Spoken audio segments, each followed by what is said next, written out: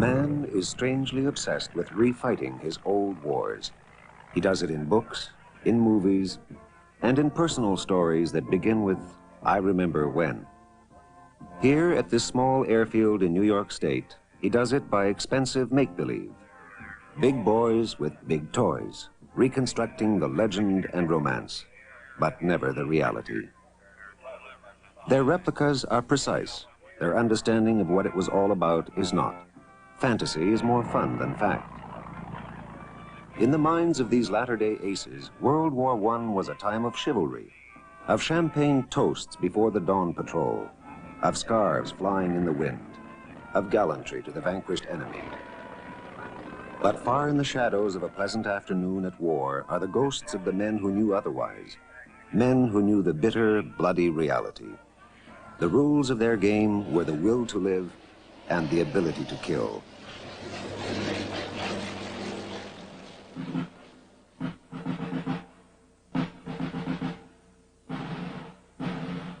Men like Manock, Bishop, Rickenbacker, Fonck, Manfred von Richthofen, the Red Baron, the most deadly fighter of the skies.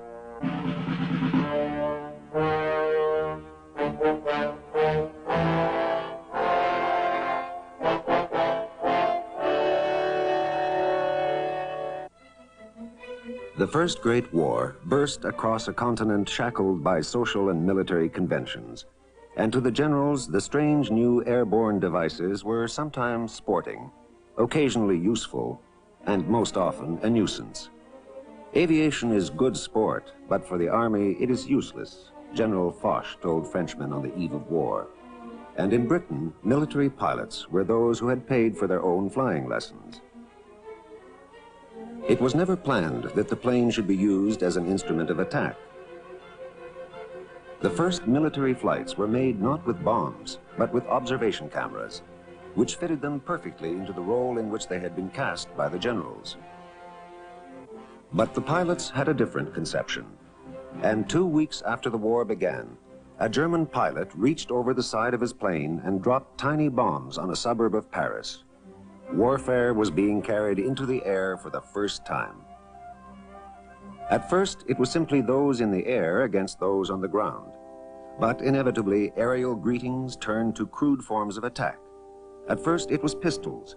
Then bombs were hurled by men bored with the task of reconnaissance. Soon, machine guns were hoisted awkwardly aloft by men who occasionally shot off their own propellers. It became a deadly game developed almost by accident. And it came not from the planners and strategists on the sidelines, but from the men who saw themselves as players in a fatal yet exciting contest. You see, the whole thing, as far as we were all concerned, it was an adventure. We were just there for the fun of it. And we were young, and the idea of flying airplanes and shooting from them and so on was a great adventure. My aircraft, when I first arrived out in France, I flew a B-2E, and it was equipped with a machine gun firing at an angle of 45 degrees in order to avoid hitting the air screw. Not a very effective weapon, as you might well imagine. Yet, in its own crude fashion, deadly. On October 5th, 1914, a German two-seater becomes history's first victim of aerial combat, shot down by an aircraft mechanic in the back seat of a French biplane. Gradually, the gun and the plane are merging into a single weapon. In 1915, a French pilot, Roland Garros, mounts a machine gun on the front of his plane and fires directly into his own propeller. To this propeller, he has fastened protective steel plates which deflect those bullets which strike it, while allowing the others to pass through and onto their targets, which in the first 18 days of operation included 4 German planes that perished. Yet soon the metal protectors gave way, and Garros shot himself down behind enemy lines. The Germans took the wreckage of his plane to Berlin, where it was turned over to a young Dutch designer, Anthony Fokker, 24 years old. Fokker decided that what was needed was merely a gear that would synchronize the propeller and the gunfire. And so June 1915 was the birth of a new and powerful form of weaponry, the fighter plane.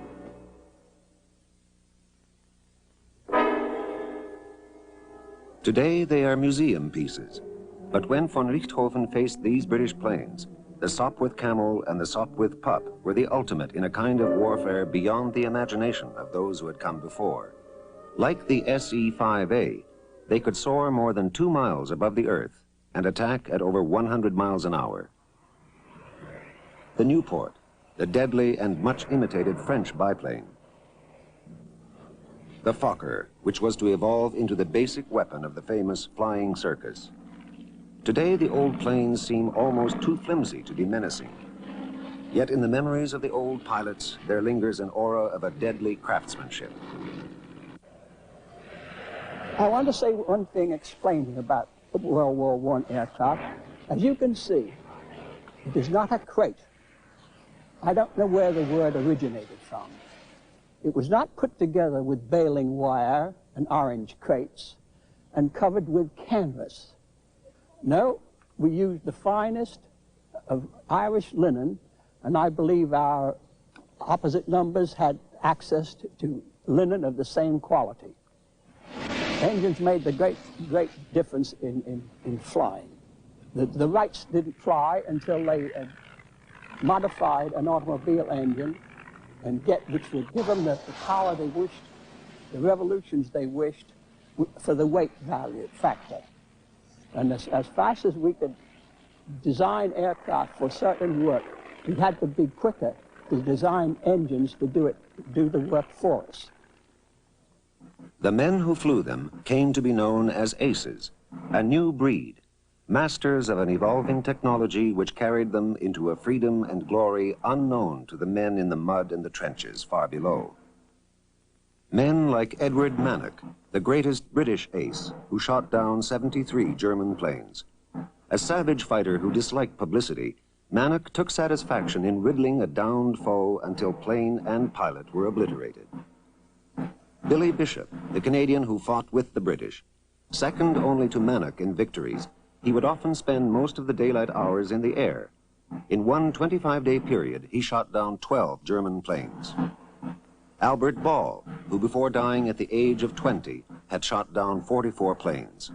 Solitary and intense, his spare time was spent locked away studying tactics while the other pilots were celebrating. And Georges Guynemer, the French pilot whose daring and recklessness in the air was matched by his cool arrogance on the ground. After having shot down 54 planes, he left on a flight from which no trace of either him or his plane was ever found. He was 22 years old. Of the Americans, Captain Eddie Rickenbacker was the highest scoring. A combination of daredevil and businessman, he had already set a world speed record for automobiles, 134 miles an hour, faster than the best of the fighter planes he was to fly in the war. And Raoul Louberry, the French-born American pilot who was driven by a compulsive need for adventure. After drifting around the world, Louberry became a superb combat pilot.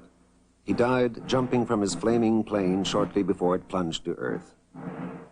And Frank Luke, the flamboyant pilot from Arizona, who spurned discipline and became a cowboy of the skies.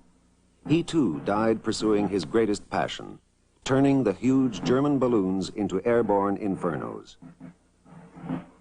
For all the aces, death was the only measuring stick.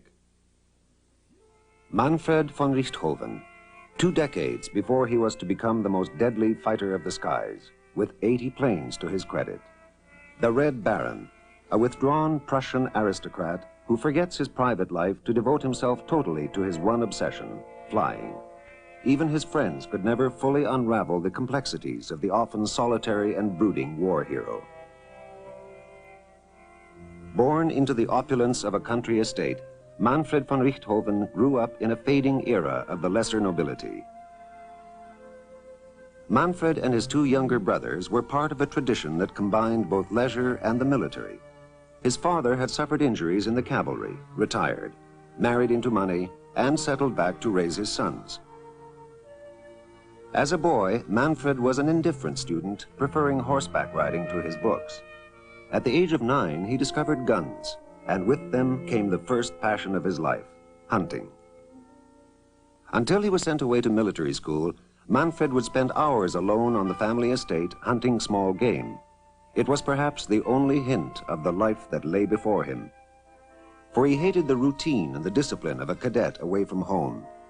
And when war came, it was only natural that he should serve in the cavalry, where he saw action in Poland and came under fire in France. Yet within months, von Richthofen had realized the obvious. The cavalry now belonged to history, and its glory had passed to a newer breed of warrior. And so, in the summer of 1915, Manfred first went aloft, not as a pilot, but as an observer.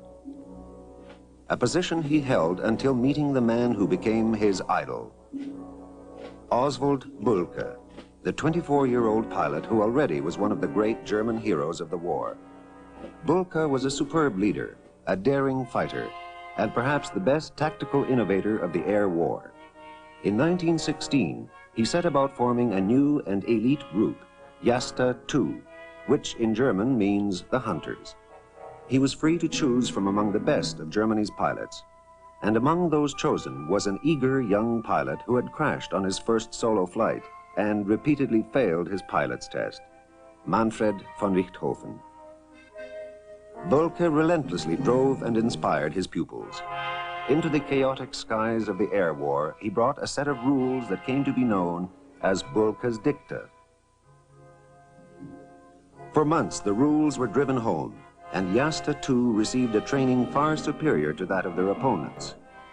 The British approach was much more casual, as Archie Whitehouse remembers. I had been for a number of months in the trenches with the British Army. After a few months of that, I realized there was no future on the ground, And on one day I saw a dog fight in which a small Sopwith pup, like this behind me, destroyed an enemy albatross, which fell not very far from where I was standing. That was the turning point of my whole life. The Royal Flying Corps are asking for volunteer machine gunners to transfer to the Royal Flying Corps to become gunners on their two-seater fighters. And one Saturday morning, I arrived on this strange area of hangars and aircraft and people in different uniforms, just in time to see a Sopwith pup pull its wings off while stunting and auger into the ground right in front of the hangar to which I was proceeding. But that didn't put me off at all.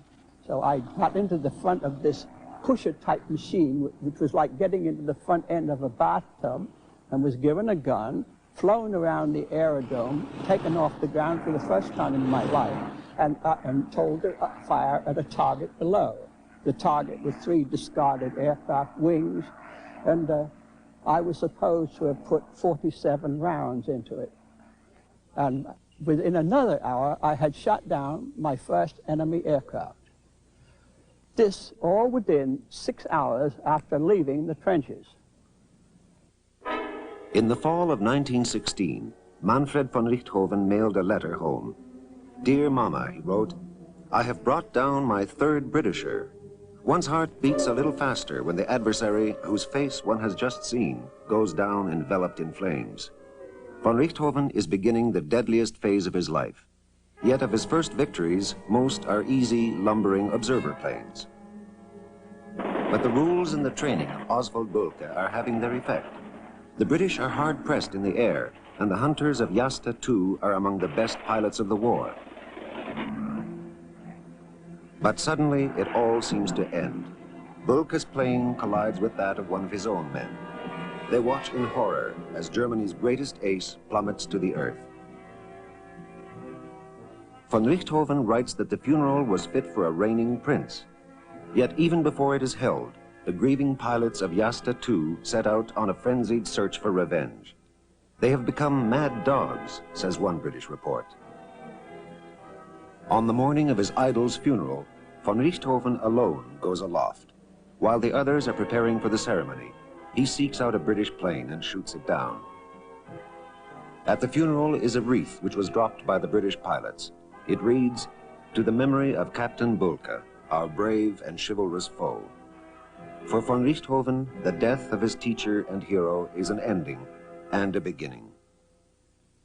He plans tactics and missions while his men are socializing. And on the wall of his room in the family estate, his mother now mounted a different kind of trophy, the serial numbers that he cut from the enemy planes he had shot down. Hans van der Osten, now the last surviving pilot from von Richthofen's small circle of friends.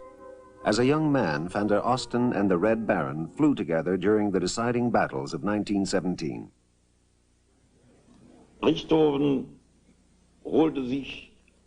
Richthofen cut chevrons out of the aircraft he downed, at the beginning for confirmation purposes only, so he would be credited with that victory.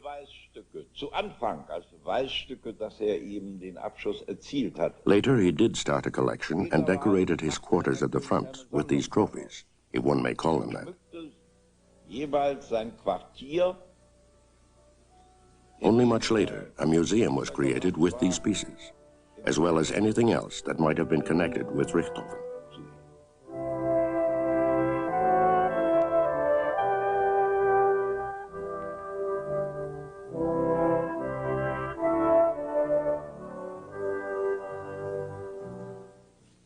Yet behind the thin veil of chivalry, there was the face of death, and the serial hunters of all nations stripped their fallen prey bare. The quest for trophies has left a legacy of museum pieces like these, the personal collection of a single British ace, Major James McCudden.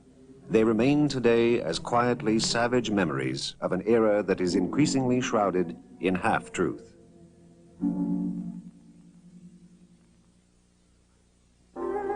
In the winter of 1916, Manfred von Richthofen carries on after the death of his famous teacher. He evolves his own set of rules based on the teachings of Bulke, which soon leads him to his greatest air victory of the war. In late November, he shoots down Major Lance Hawker, Britain's best fighter pilot. It's a severe loss to the British, and the German High Command suddenly takes note of the serious-minded young pilot with 11 victories. And in a war where heroes are needed for the morale of the home front, the process of creating a legend is begun by the information department of the German General Staff. Von Richthofen responds almost instinctively. After his 14th victory, his Albatross takes to the air as a bright scarlet challenge to the guns of his enemy. Das war zuerst wohl das Abschreckungsmanöver. Und zweitens, First, it was to scare the enemy. Second, it was psychological warfare. But it was mainly his confidence of his absolute supremacy. For this reason, he had his plane painted red, and in part, those of his squadron, so that the squadron in the air was at all times recognizable as the Richthofen Squadron. sodass das Geschwader jederzeit als Richthofen-Geschwader in der Luft zu erkennen war. In World War I, a dogfight consisted mainly of between 60 and 100 planes milling around at the same level, fighting, colliding, and making the best of their opportunities to get out of it. I was in several dogfights, and in fact I instituted one once. And there's nothing quite as frightening anywhere in the world. And you must understand that a dogfight as such could only be fought and flown by aircraft of this type, of this speed, and the maneuverability of these airplanes of that day. You couldn't have a dogfight today with planes that are flying 600 miles an hour because you'd be taking 7 miles to make a turn, whereas we were making complete 360-degree turns within only less than 100 yards. But a dogfight is exactly that. It's a madman's night out.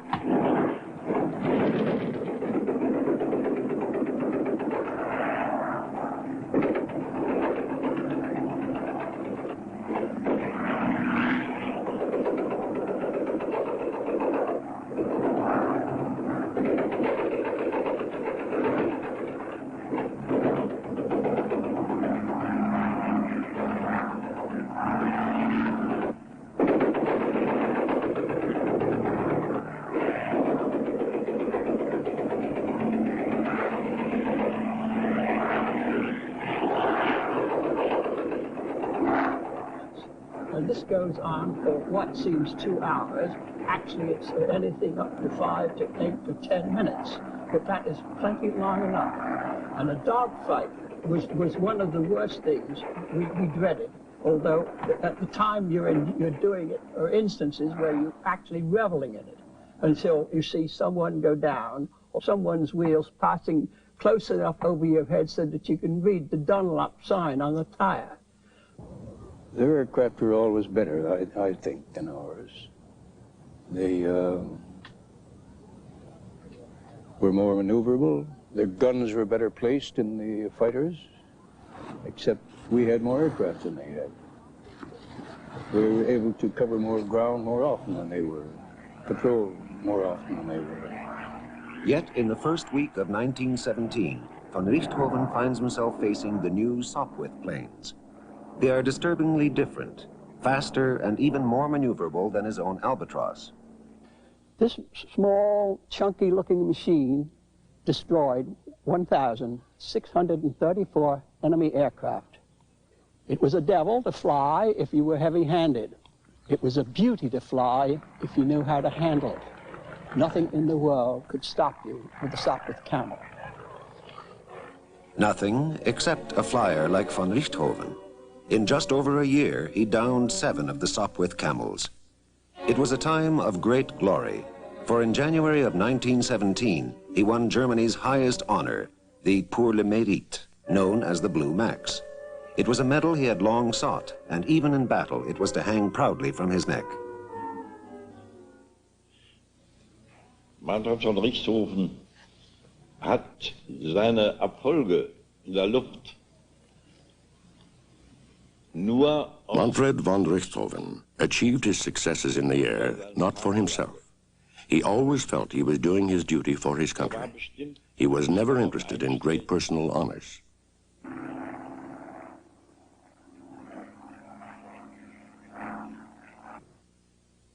Near the battlefield of Vimy Ridge at Douai, von Richthofen takes over his first command, Jasta II. He is now living under the light of unceasing hero worship. His name and his image become part of the German public domain. But von Richthofen begins to withdraw. More than ever, he spends most of his spare hours alone or wild pig hunting all night in sub-freezing weather. He trains his pilots just as he had once been trained by Bülke, men like the partially crippled Schaefer, a hunter like von Richthofen, and the frail Kurt Wolf, whose recklessness was matched by his skill in the air. And Karl Allmenröder, who also had idolized Oswald Bülke, and now, like Schaefer and Wolf, was to win fame under von Richthofen. Yet perhaps the best pilot of all the pupils was Lothar von Richthofen, who was trained under the protective eye of his more serious-minded older brother. They were a study in opposites, and at a time when Manfred was retreating further into his solitary nature, Lothar was showing the full force of his youthful exuberance. A friend once remarked, "Lothar treats war as a cosmic joke." April 1917, Bloody April as it came to be known. Even though Britain was developing better planes, most of the Royal Flying Corps was still equipped with antiquated BE-2s. It was an aircraft that was hopelessly outclassed by the Germans. For the British, it was the worst month of the year.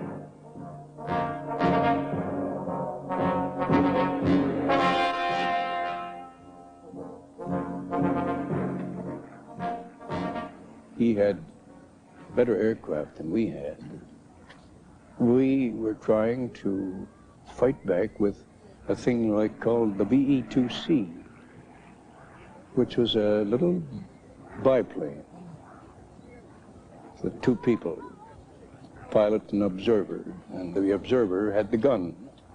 Well, the pilot had a gun too, shooting through the nose. But, well, all Richthofen had to do was to come up underneath there, which he did time and time again. His pilots, they could shoot those things down half a dozen a day if they wanted to, you see. Well, when you've got that kind of sitting ducks, you might say, it's not hard to run up a score. Well, some of the fighter squadrons used to lose 100% of their flying personnel in about 4 months. That's shocking, really. In my squadron, in observation squadron, our casualties were not so high, but during the 10 months I was with the squadron, we lost about 150% of our flying personnel, and an awful lot of young lads were shot down within a few weeks of arriving in France, largely because they hadn't gained enough experience to know what to do in the case of attack by hostile aircraft. But it was fatal to be caught by a fighting aircraft if you were diving for your own home lines. He gave the fighter pilot such an easy shot, dead straight line. I've seen too many youngsters. I talk about youngsters, I was only the age of 19, but inexperienced pilots making the mistake of diving for home and being caught and shot down quickly by a fighting aircraft. In the first week of Bloody April, a new British plane appears on the Western Front, the Bristol Fighter. 6 of them fly out of the mist over France, unknowingly followed by von Richthofen and Jasta II. In one quick engagement, 4 of the new British planes are shot down, 2 by von Richthofen himself. Some of the enemy pilots are beginning to call him the Red Devil. We used to escort effigies, as we call them, over the lines doing reconnaissance work and photography. And they're very vulnerable in these young little circumstances. And here were these young fighters, a great mob of them milling around us, and none of them would come in and break us up. Well, Richthofen in these red albatross, he climbed over top of us and dove right through the formation.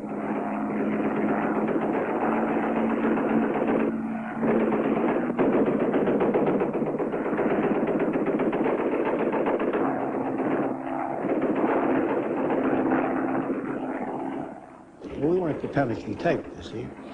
We let him come in. When we saw him raise his nose into a firing position, each of us circled around and dived on him simultaneously. And we were coming from both sides of the formation, and we very nearly collided. Let me tell you, he turned over on his back and he went spiraling down. And that took a lot of oomph and courage and everything else. Well, I was an observation pilot. That is artillery observation most of my time, all the time. 15 months in France in that. First in the RE-8 and then in the Bristol fighter. And you see, there's some misunderstanding on this point. We were not trained as fighters. We were not trained in aerobatics. So that when we got into trouble, we didn't really know how to fly our machines in the best way to allow the observer to use his gun to best advantage. And I'm very sorry to say it, but I think that in many cases when we were attacked, we were subject rather to panic and to do everything we could to get away from the fighters' guns because we were terrified of them. And all through April, von Richthofen continues the terror. He and his men find a blind underside on yet another British plane, the RE-8. And on April 13th, their first encounter, all 6 of the new planes are destroyed by Jasta II. Man kann nicht sagen, dass One cannot say that air fighting in those days was unfair. Naturally, one looked for the best positions to attack from, but one can't hide in the air, and the red color of our planes gave us away immediately.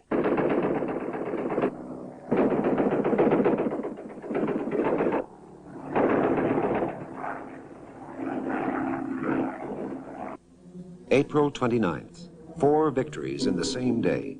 For von Richthofen, war in the air has become a matter of precise and surgical technique. For the British, von Richthofen is now a menace that must be stopped. They decide to bomb his squadron at night. We could only do night bombing in moonlight. It might be cloudy, but the effect of the moon would be that you could see the ground, and so you could follow your course. So picture taking off with 12 small bombs underneath.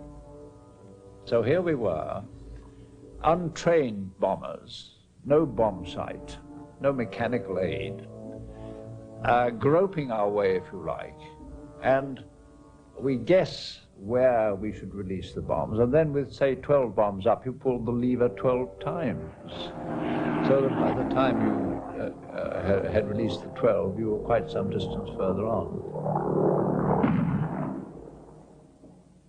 The night bombing causes little damage and has no effect. To the British, von Richthofen is now known as the Bloody Red Baron. At the end of April, he received word that the Kaiser wants to see him. For the moment, he must leave his natural surroundings and play out his role as national hero. He turns the command of Jasta II over to his brother, Lothar. And 1 week later, Lothar scores his biggest victory of the war. He shoots down Captain Albert Ball, one of the youngest and best of the British pilots. There is a strange similarity in the temperaments and personalities of Albert Ball and the Red Baron. Both are reserved, yet daring, and both are to die amid oddly conflicting claims for the credit of their death.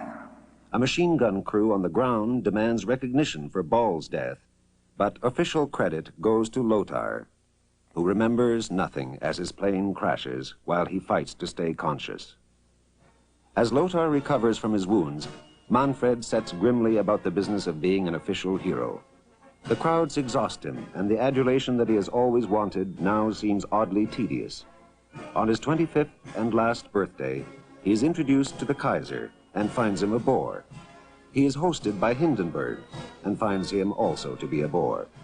Public relations does not emerge as his most natural ability. It is only to the Empress that he seems to accord any genuine signs of liking.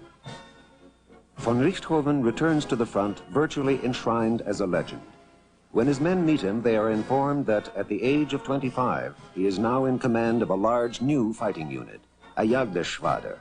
With the deadly humor of warfare, this unit is soon known as the Flying Circus.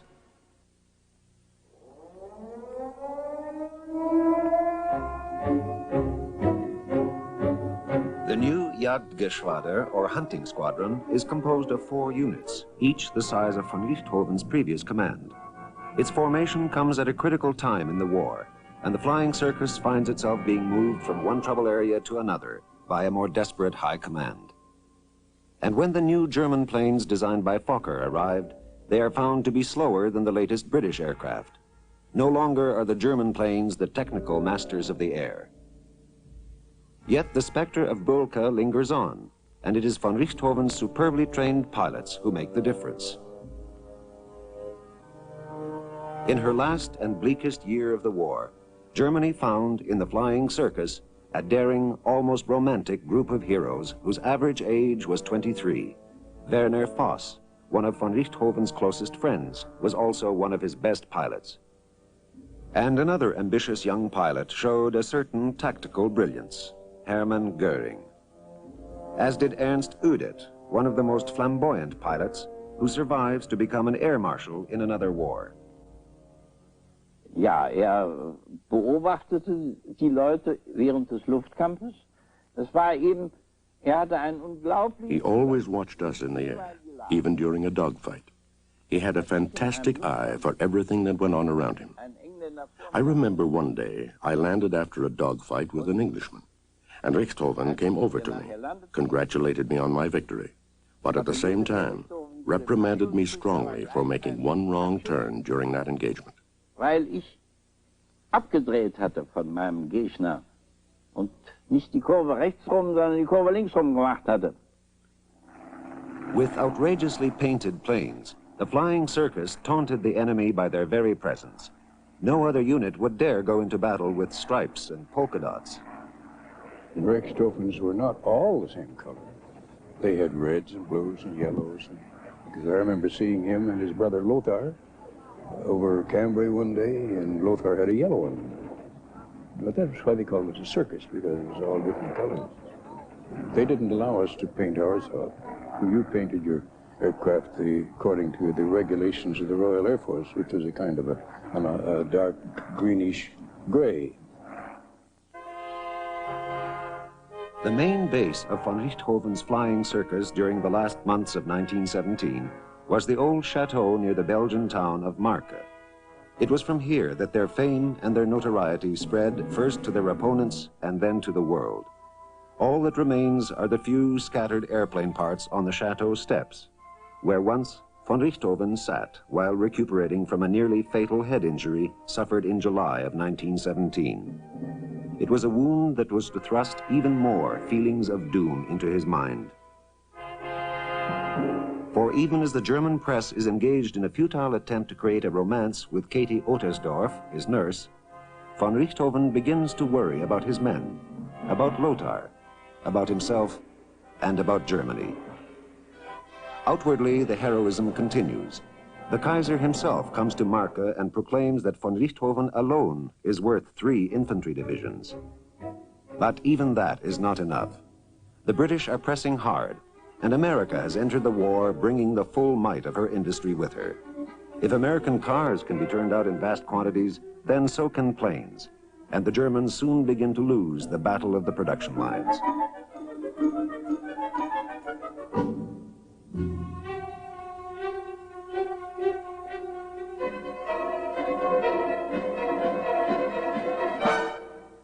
At Marke, von Richthofen returns to duty, shoots down 4 planes, and finds that the dizzy spells from his wound still overcome him in the air. He goes home for several weeks of recovery and solitary game hunting. He returns outwardly confident, but inwardly more haunted than ever by images of his own fate. It is a fate that befalls those around him as the British planes begin to pick his friends from out of the skies. Wiegand falls, and then Almenröder is shot down by a Canadian pilot. And Kurt Wolff, perhaps his closest friend and competitor, dies in the flaming wreck of the personal plane he had borrowed from von Richthofen. And then it is another close friend who dies, Werner Voss, the teenage ace, who alone dives into a maelstrom of British planes led by Captain James McCudden, who later wrote, "As long as I live, I shall never forget my admiration of that German pilot who single-handed fought 7 of us for 10 minutes. He was the bravest German airman it has been my privilege to fight." McCudden's squadron trapped Voss just after he shot down his 48th victim. The young pilot twisted and dove to avoid the 7 attackers. Other German fighters approached but were driven off. And finally, a burst of machine gun fire fatally wounded Voss, whose plane drifted, then stalled, and plunged to earth. With the death of Voss, von Richthofen is more than ever the unchallenged ace. And in the quietness of his family home, a line of tiny silver cups lengthens. They are engraved trophies that von Richthofen, with a Prussian sense of style, awards himself after every victory. But when his jeweler informs him that there is no more silver in Germany, the line of silver cups stops at 60. But by the end of 1917, von Richthofen is the only survivor of the original squadron formed under Bülke. And even as he regains his old form in the spring, downing 11 planes in 2 weeks, he senses that death is flying ever closer. He gives a note to his adjutant. It reads simply, "Should I not return, Lieutenant Reinhardt shall take over command of the squadron. Manfred von Richthofen." April 1st, 1918, the Royal Air Force is formed. It is not the grandest of debuts. On that day, 10 of the RAF pilots perish, while 38 others survive in the wreckage of their downed planes. Over half are attributable to the Flying Circus, which has just moved to a new airfield known as Kapi, a bleak and rain-swept base that depresses von Richthofen, who soon shoots down Second Lieutenant D.G. Lewis, who walks away from the wreck of his downed plane. Von Richthofen is even more withdrawn at Kapi, spending much of his time alone, revising the dicta of Bülke. He and his men find themselves part of a final desperate offensive. It began in the mists of dawn on March 21st with a slaughtering roar of German guns that leave bloody shards of men and metal across the Western Front. The British are forced to retreat. Their trenches have become shell holes, and their supply dumps are holocausts. For the Germans, it is a final flicker of false hope.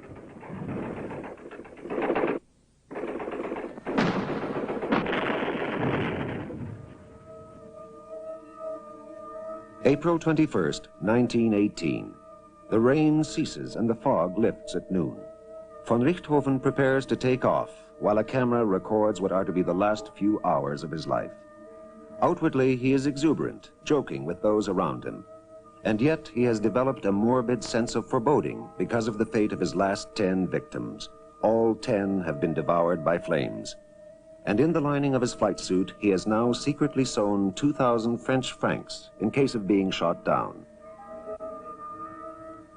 When a mechanic approaches and asks for his autograph, von Richthofen replies, "What's wrong? Don't you think I'll return?"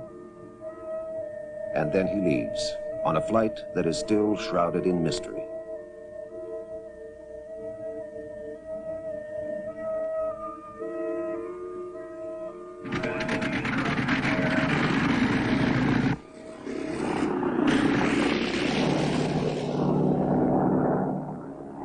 Already in the skies is an RAF squadron led by a Canadian from Toronto, Captain Arthur Brown. Over the River Somme, Brown sees the Germans and dives to intercept them. Instantly, the sky is a kaleidoscope of attacking planes. But one of Brown's novice pilots finds his guns have jammed and breaks to return to base. Suddenly, a red triplane leaves the fight, following the fleeing plane.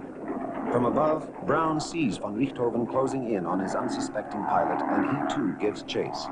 Von Richthofen opens fire, and the suddenly terrified novice sends his plane frantically skidding across the sky. He dives to 200 feet, yet still von Richthofen is closing in.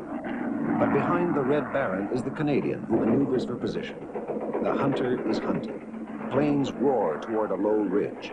Brown opens fire and is sure he sees the pilot in the red triplane slump forward. But other gunfire is heard. It comes from the Australian machine gunners on the low ridge below the faltering triplane. The Australians have laced the air with bullets, and they too are sure that they have found their mark. Pieces fly off the swerving plane, which careens toward Earth.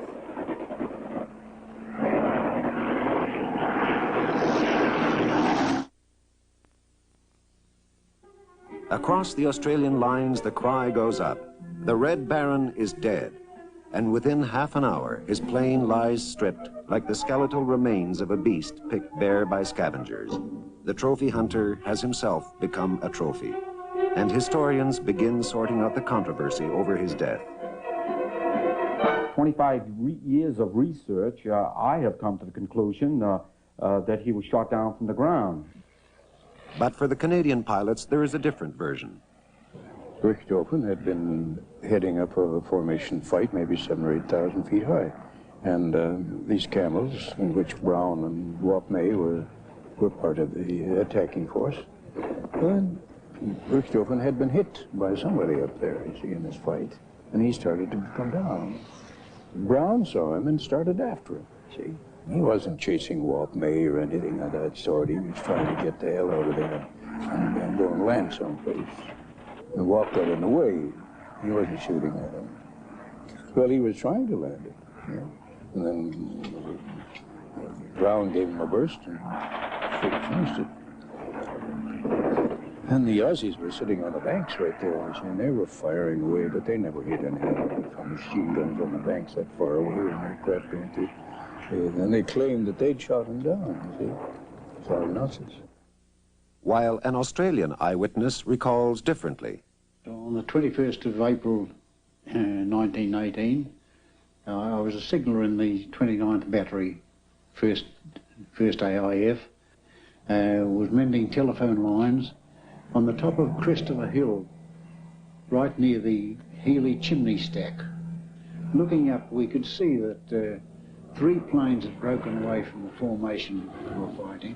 When they came right down near the ground, within about 50 feet of the ground, the last plane, that was piloted by Captain Brown, flew away to the right.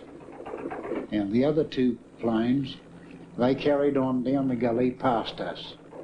There was a hill right in front of them. So the front plane, piloted by Lieutenant May, turned to its right, and the Baron, he turned to his left and was lost for our sight.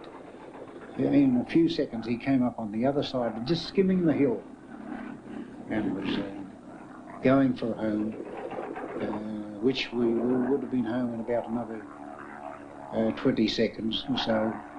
And he was passing us on our right about 300 feet up, and we could see him plainly sitting up in the aeroplane. From where he was, there was no other aeroplane within at least a mile.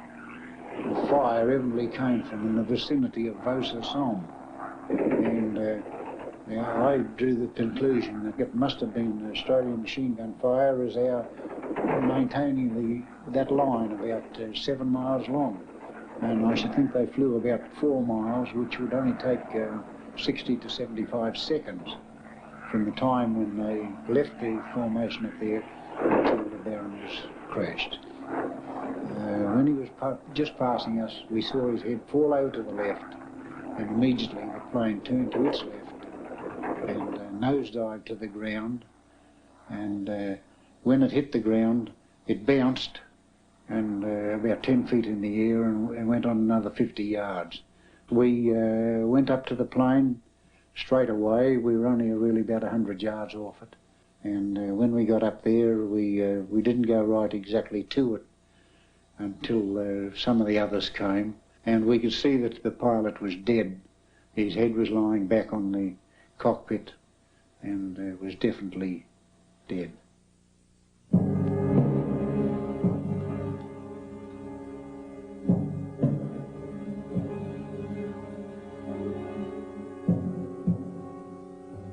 Burnt Angles, where the quiet cemetery has changed little from the Monday morning in April 1918, when Manfred von Richthofen, an enemy in life, became a brother in death, and was buried by the British with the full military honors of a waning age of chivalry.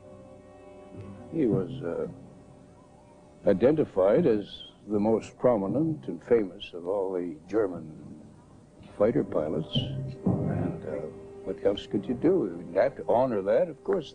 I was quite sure that if any of our famous pilots had been knocked down on their side, they would have been accorded the same honors.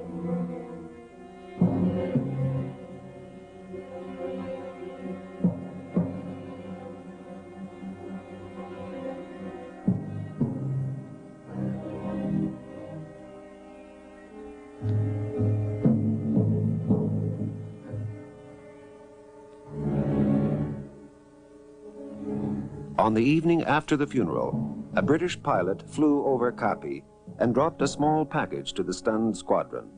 In it was a photograph of the grave.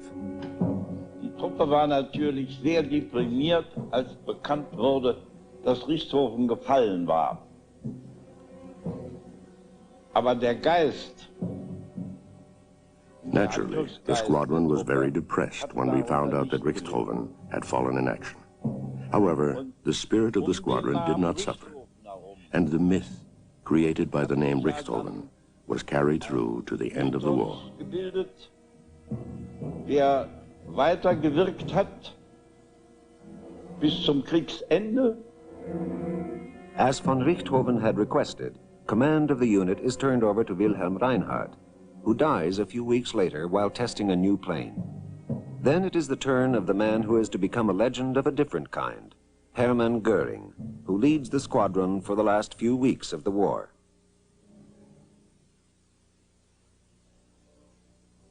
And when it is over, there is the final accounting for von Richthofen's men.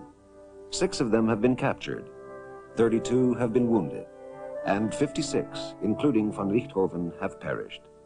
And yet on the other side, the toll was far greater, for the flying circus had shot down 644 Allied planes. From the neatly silent graves that mask the remembrance of men fighting for their survival has come a different kind of legacy. Wittmund, Germany, the home of the von Richthofen wing of the West German Air Force.